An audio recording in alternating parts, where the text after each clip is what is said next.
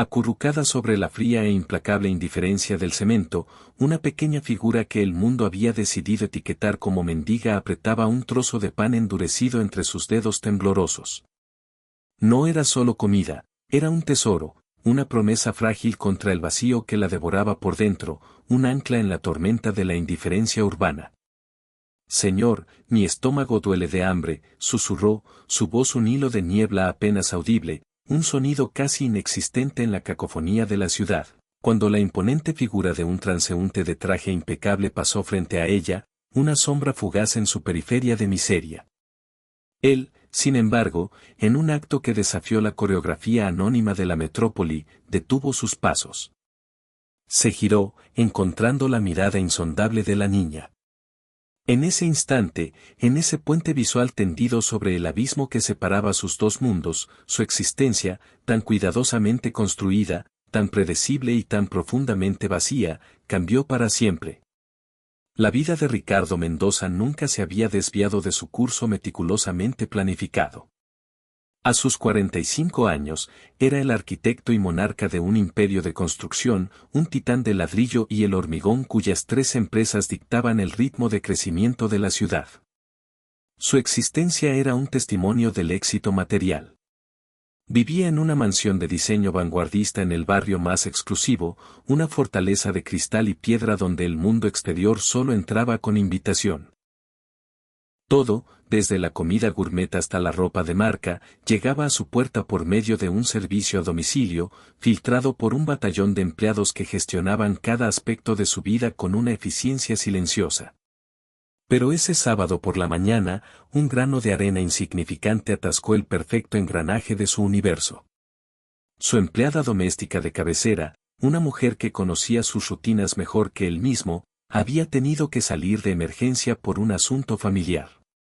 Y Ricardo, el hombre que movía millones con una firma, se encontró frente a un dilema mundano y a la vez insuperable: necesitaba ingredientes frescos para hacer la pasta a la boloñesa que tanto le gustaba a su hijo Mateo. Era una receta de su difunta esposa, María, un fantasma querido cuyo recuerdo se aferraba a los rincones de la enorme y silenciosa casa. Papá, seamos realistas, no sabes ni freír un huevo, le había dicho Mateo esa mañana, con la brutal honestidad de sus 17 años, mientras devoraba un tazón de cereal importado. Mejor pido una pizza. No quiero terminar en el hospital. Hoy tu papá va a cocinar, respondió Ricardo, y en su voz resonó esa determinación férrea que lo había catapultado de ser un simple albañil en su juventud a convertirse en un millonario hecho a sí mismo. Voy a ir al mercado y traeré todo lo necesario. Vas a probar la boloñesa de tu madre, hecha por mí. Mateo, un joven absorto en su propio universo de videojuegos y amigos, lo miró como si acabara de anunciar que iba a construir un cohete en el jardín para volar a la luna. Ricardo comprendió la reacción. Hacía años, una eternidad, que no pisaba un mercado popular. Desde que María había muerto en aquel absurdo y trágico accidente de coche 5 años atrás, su vida se había vuelto automática, fría, una sucesión de días organizados por asistentes y gestionados por empleados. La alegría, el caos y la vitalidad se habían ido con ella. Se subió a su BMW negro, un caparazón de lujo y silencio, y manejó desde su burbuja de opulencia hacia el corazón palpitante y caótico de la ciudad, el mercado central. El contraste fue brutal, casi violento. Dejó atrás su barrio de mansiones silenciosas, calles impolutas y jardines perfectamente podados, para sumergirse en un lugar que era un asalto a los sentidos. Gritos de vendedores pregonando sus productos, el aroma penetrante de especias mezclado con el de la fruta madura y la comida callejera friéndose en aceite caliente, niños descalzos corriendo y riendo entre los puestos. El sonido de un vallenato a todo volumen saliendo de un altavoz gastado. Ricardo se sintió inmediatamente fuera de lugar, un extraterrestre con su camisa de lino de marca y sus mocasines italianos. La gente lo miraba al pasar. Algunos con simple curiosidad, otros con esa mezcla de respeto, distancia y un ligero resentimiento que el dinero visible siempre provoca en los lugares donde es escaso. Caminó sin rumbo entre los puestos repletos de colores vibrantes, buscando la sección de tomates, sintiéndose como un turista perdido en su propia ciudad. Había olvidado por completo cómo era esto, la energía cruda, la autenticidad, la vida en su forma más pura y desordenada. Era el mundo de María. Ella siempre había amado los mercados. Conocía a cada vendedor por su nombre, regateaba con una sonrisa pícara que siempre le conseguía el mejor precio, elegía las mejores frutas y verduras tocándolas, oliéndolas, con una sabiduría ancestral que él, con todos sus títulos y su visión para los negocios, nunca había poseído. Los tomates se eligen con el corazón, Ricardo, le decía ella siempre, riéndose de su torpeza. Si huelen a tierra y a sol, y se sienten pesados en la mano, están perfectos. Estaba completamente perdido entre un laberinto de puestos de aguacates y plátanos cuando la vio. Era una niña, de unos 11 años calculó, sentada en un taburete bajo detrás de un modesto puesto de verduras. Tenía el cabello castaño, largo y abundante, recogido en una cola de caballo despeinada de la que se escapaban algunos mechones rebeldes. Estaba completamente absorta en su tarea, acomodando zanahorias en una caja de cartón con una concentración y un cuidado meticuloso. Llevaba una blusa morada sencilla y unos jeans gastados, pero había algo en ella, una cualidad indefinible, que hizo que Ricardo se quedara paralizado en medio del pasillo, con la gente chocando contra él. Era idéntica a María. No parecida, no con un aire familiar. Era como ver un fantasma, como si el tiempo se hubiera rebobinado y su esposa hubiera regresado a la edad de 11 años. Eran los mismos ojos grandes, expresivos, de un color avellana que cambiaba con la luz. La misma forma de inclinar la cabeza hacia un lado cuando se concentraba en una tarea. Incluso, y esto fue lo que le robó el aliento, la misma manera casi imperceptible de fruncir el ceño cuando una zanahoria no encajaba perfectamente en la caja. Ricardo sintió que le faltaba el aire, que el suelo bajo sus pies se volvía inestable. Sus manos comenzaron a temblar. Era imposible. Absolutamente, lógicamente, científicamente imposible. María estaba muerta. La había enterrado hacía 5 años. Pero ahí estaba ella, en la forma de esta niña, viva, real, organizando verduras como si fuera la cosa más normal y ordinaria del mundo. La niña, sintiendo su mirada fija, levantó la vista. Y entonces, le sonrió. Fue una sonrisa abierta, genuina, una que él conocía tan bien que le dolió físicamente. Era la misma sonrisa que lo había enamorado perdidamente 20 años atrás, una sonrisa que podía iluminar el día más oscuro. ¿Busca algo especial, señor?, le preguntó, y su voz era dulce, pero con un matiz de madurez, de responsabilidad, que no correspondía a su edad. Ricardo no pudo responder. Se quedó ahí parado, mudo, mirándola como si fuera una aparición, un milagro o una alucinación. La niña ladeó la cabeza, un gesto que era tan dolorosamente familiar que a Ricardo se le formó un nudo en la garganta.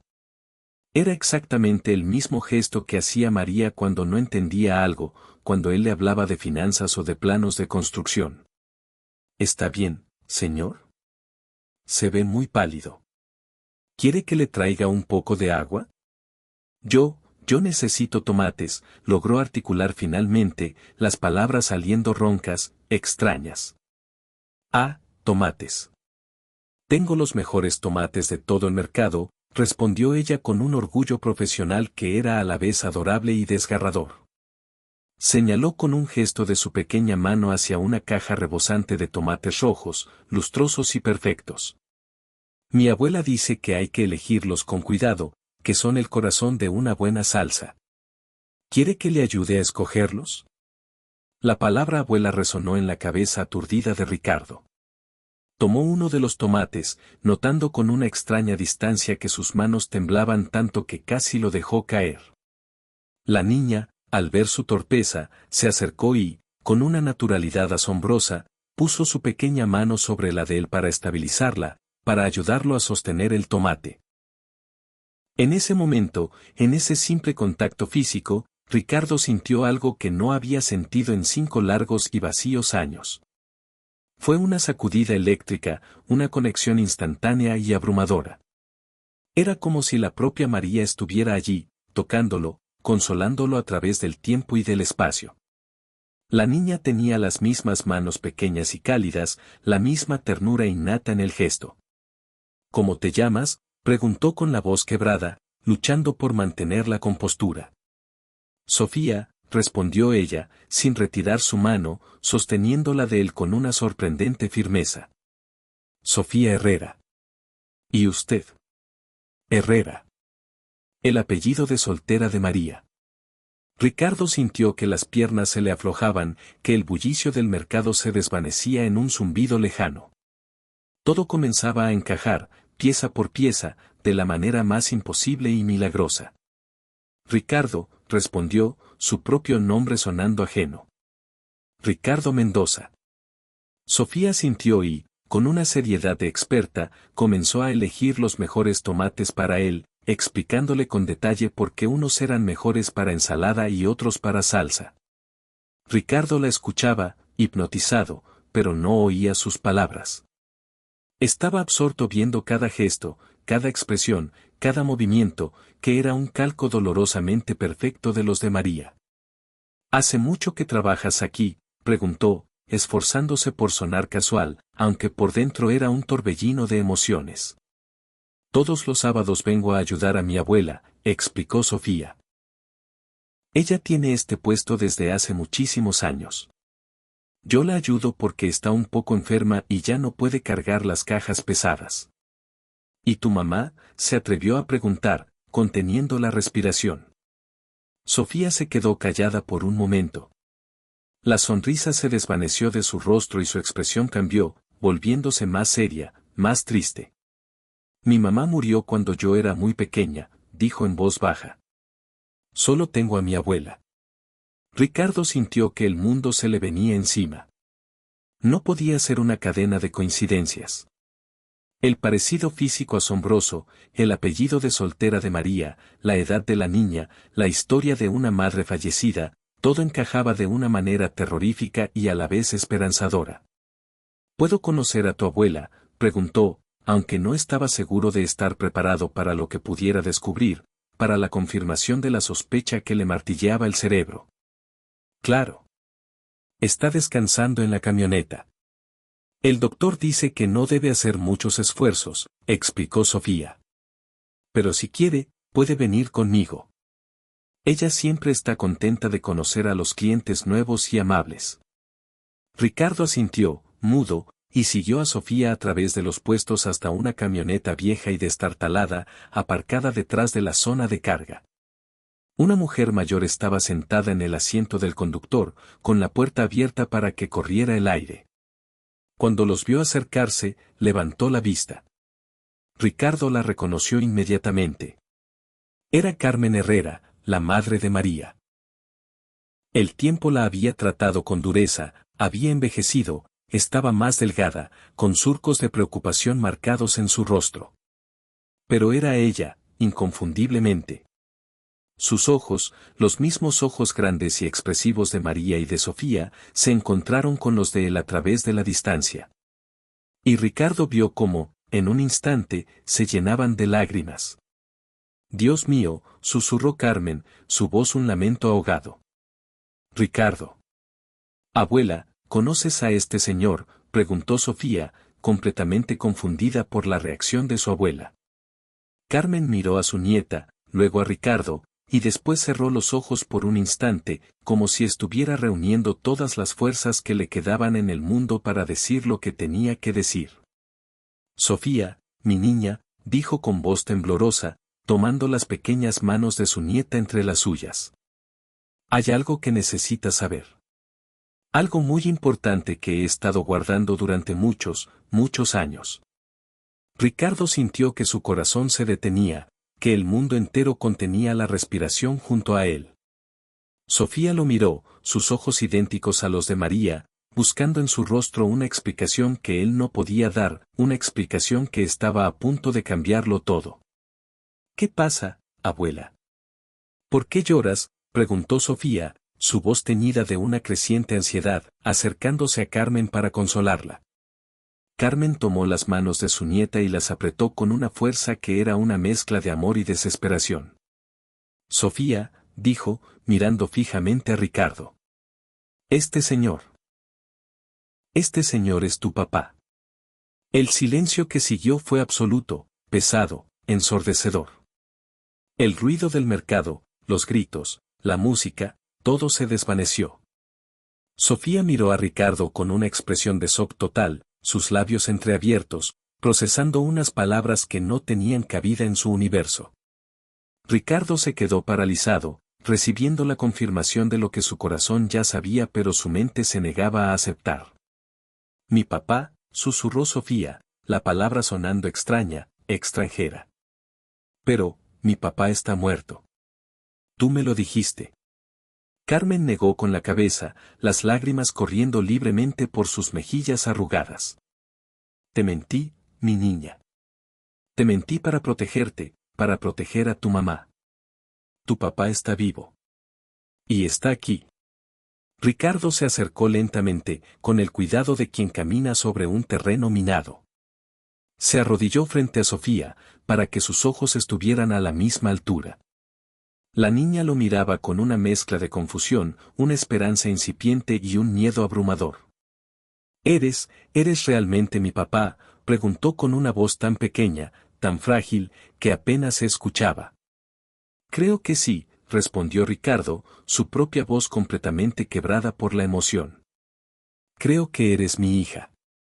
En ese preciso instante, desde detrás de otro puesto cercano, una mujer observaba la escena con lágrimas silenciosas rodando por su rostro. Llevaba una gorra que le cubría parte de la cara y unas gafas de sol grandes, pero había algo inconfundiblemente familiar en su postura, en la forma en que se llevaba una mano a la boca para ahogar un sollozo. Si Ricardo hubiera volteado en ese momento, si su atención no hubiera estado completamente absorbida por la niña que tenía delante, la revelación habría sido aún más impactante, aún más demoledora. Pero él solo tenía ojos para Sofía, la hija que no sabía que tenía, la niña que era el vivo retrato de la mujer que había amado más que a su propia vida, y que creía perdida para siempre. Una hora después, Ricardo se encontraba sentado en la mesa de la cocina más humilde que había visto en 20 años. La casa de Carmen, situada en un barrio obrero en el sur de la ciudad, era pequeña, con paredes que pedían a gritos una mano de pintura y muebles viejos y desgastados por el uso, pero todo estaba impecablemente limpio y ordenado. Sofía, moviéndose con una sorprendente naturalidad a pesar del shock, había preparado café en una cafetera antigua mientras Carmen buscaba en el fondo de un armario una vieja caja de zapatos llena de papeles. Aquí están todos los documentos, dijo Carmen, depositando la caja sobre la mesa con un aire solemne. El certificado de nacimiento, los reportes médicos del embarazo, las fotos de cuando era bebé, todo lo que necesitas para confirmar que Sofía es tu hija. Ricardo tomó el certificado de nacimiento con manos temblorosas. Allí estaba. Sofía Herrera, nacida el 15 de marzo, hacía 11 años. En el espacio destinado al nombre del padre, ponía no registrado. Pero las fechas encajaban con una precisión matemática y dolorosa. Había nacido exactamente 9 meses después de la última vez que él y María habían estado juntos, una noche de reconciliación apasionada antes de la pelea final que los separó. ¿Por qué no pusieron mi nombre?, preguntó, su voz ronca. Porque María no quería que tuvieras ninguna obligación legal si no querías tenerla, explicó Carmen con tristeza. Quería que si algún día aparecías, fuera porque realmente querías estar en la vida de Sofía, no porque una ley te obligara. Sofía, que se había sentado junto a Ricardo, lo miraba con una fascinación que empezaba a vencer al shock inicial. ¿De verdad eres millonario, como dice la gente en las revistas? Ricardo sonrió, y fue la primera vez que sonreía genuinamente, desde el alma, en 5 años.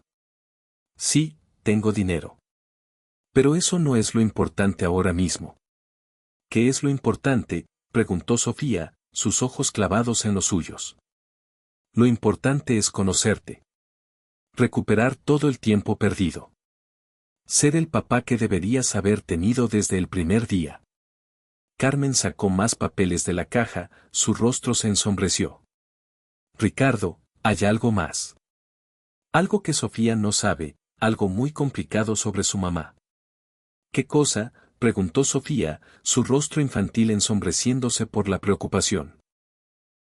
Carmen miró a Ricardo, pidiendo permiso con la mirada para desvelar el secreto más doloroso de todos. Él asintió, preparándose para otro golpe. Tu mamá no está en una casa de cuidados especiales lejos de aquí, como te he dicho, comenzó Carmen lentamente, tomando las manos de Sofía. Está aquí, en la ciudad. Pero hay razones muy serias por las que no ha podido estar contigo. Ricardo sintió que se le paraba el corazón. ¿Qué razones? Carmen, por el amor de Dios, ¿qué pasó con María? Cuando María despertó del coma después del accidente, no recordaba nada de los últimos años. Pero poco a poco, con terapia, comenzó a recuperar algunos recuerdos. Recordó a Sofía, me recordó a mí, pero no te recordaba a ti. A ti no. Los doctores dijeron que era una amnesia selectiva, que su mente, para protegerse, había bloqueado los recuerdos más dolorosos. ¿Los recuerdos dolorosos?, preguntó Ricardo, aunque sabía perfectamente la respuesta. Nuestro divorcio, dijo Carmen sin rodeos. Las peleas constantes, la crueldad, la manera tan terrible en que terminaron las cosas. Ricardo sintió como si le hubieran dado una puñalada. Así que para ella, él era el trauma. Él era el recuerdo a borrar. Entonces, ¿no quiere verme? No es que no quiera, Ricardo, es que no puede, aclaró Carmen. Cada vez que alguien, un viejo amigo, un familiar, menciona tu nombre cerca de ella, le dan ataques de pánico severos. Los doctores dicen que su mente asocia tu recuerdo con un trauma profundo e insuperable. Sofía, que había escuchado todo en silencio, tomó la mano de Ricardo. ¿Por qué mi mamá te tiene miedo? Ricardo cerró los ojos, y las imágenes de los últimos días de su matrimonio lo asaltaron con una claridad brutal, las peleas terribles, las acusaciones, las palabras hirientes que se habían lanzado como armas, su frialdad, su distancia emocional. Ahora lo entendía todo. Porque no fui un buen esposo para ella, Sofía, admitió, la verdad sabiendo a ceniza en su boca. Porque la lastimé mucho. Pero ahora eres diferente, preguntó la niña, su pregunta cargada de una esperanza desesperada. Ricardo la miró, sus ojos idénticos a los de María, pero con una confianza y un amor incondicional que él había extinguido en los de su esposa. Sí, respondió con toda la sinceridad de su alma arrepentida. Soy completamente diferente. Carmen se levantó y fue hacia la ventana, como si necesitara aire. Ricardo, hay algo más que necesitas saber. María viene al mercado todos los sábados. Se esconde detrás de los puestos y observa a Sofía desde lejos. Nunca se acerca, pero siempre, siempre está ahí. ¿Qué? Ricardo se levantó de un salto. ¿Estaba ahí hoy? Sí. Te vio. Te vio hablar con Sofía. Te vio descubrir la verdad. Sintió que el mundo se le venía encima otra vez. ¿Y qué hizo? ¿Huyó? No. Se fue, sí. Estaba llorando. Pero no huyó. Se quedó ahí, mirándote, por un largo rato. Sofía se levantó y abrazó a Ricardo con todas sus fuerzas. Papá, dijo, la palabra sonando cada vez más natural, cada vez más sanadora. ¿Vas a ayudar a mi mamá a que se cure? Ricardo abrazó a su hija, sintiendo que por fin, después de 5 años de vagar sin rumbo, tenía un propósito real, una misión que valía la pena. Voy a hacer todo lo que esté en mi poder para ayudarla, prometió, su voz firme por primera vez. Pero para eso, necesito saber más. Necesito entender qué pasó realmente después del accidente. Carmen regresó a la mesa y sacó una carpeta llena de informes médicos. Después del accidente, María estuvo en coma durante 4 meses. Cuando despertó, había perdido la memoria a largo plazo. No recordaba los últimos 5 años de su vida. No me recordaba a mí al principio, y especialmente no te recordaba a ti. Ricardo hojeó los informes, páginas y páginas de evaluaciones psicológicas, tratamientos fallidos, terapias de regresión. María había atravesado un infierno. ¿Pero recordaba estar embarazada? Sí. Curiosamente, recordaba el embarazo, recordaba dar a luz, recordaba los primeros años de Sofía. Lo que no recordaba era quién era el padre. ¿Y nunca preguntó? No, negó Carmen con la cabeza. Le dijimos que había sido una relación casual, que el padre se había desentendido. Pensamos que era lo mejor para protegerla, y para protegerte a ti también. Ricardo se quedó en silencio, procesando la enormidad de las mentiras y los secretos. Había perdido 11 años de la vida de su hija. 11 años que nunca podría recuperar. Pero ahora tenía la oportunidad, quizás la última, de ser el padre que Sofía necesitaba y merecía. ¿Dónde vive María ahora?, preguntó. En un apartamento pequeño, cerca del hospital. Trabaja medio tiempo en una floristería. Los doctores dicen que mantenerse ocupada, en un entorno tranquilo, la ayuda a mantenerse estable. ¿Puede vivir sola? Sí, pero necesita revisiones médicas regulares y, sobre todo, no puede tener estrés. Cualquier situación que la altere demasiado puede desencadenar los ataques de pánico. Sofía se acercó de nuevo a la ventana. A veces la veo pasar por la calle de la escuela. Siempre usa una gorra y gafas de sol, pero yo sé que es ella. ¿Nunca has intentado hablarle?, preguntó Ricardo. La abuela dice que no puedo, que sería muy peligroso para ella, que podría asustarse mucho. Ricardo miró a Carmen, buscando confirmación. ¿Tan grave es su condición? Los doctores dicen que cualquier shock emocional fuerte podría causarle un daño cerebral permanente. Su mente está en un equilibrio muy delicado. Pero no puede seguir viviendo así para siempre, dijo Ricardo, más para sí mismo que para ellas. No, admitió Carmen. Pero tampoco podemos arriesgarnos a que algo irreversible le pase. Ricardo se quedó pensando.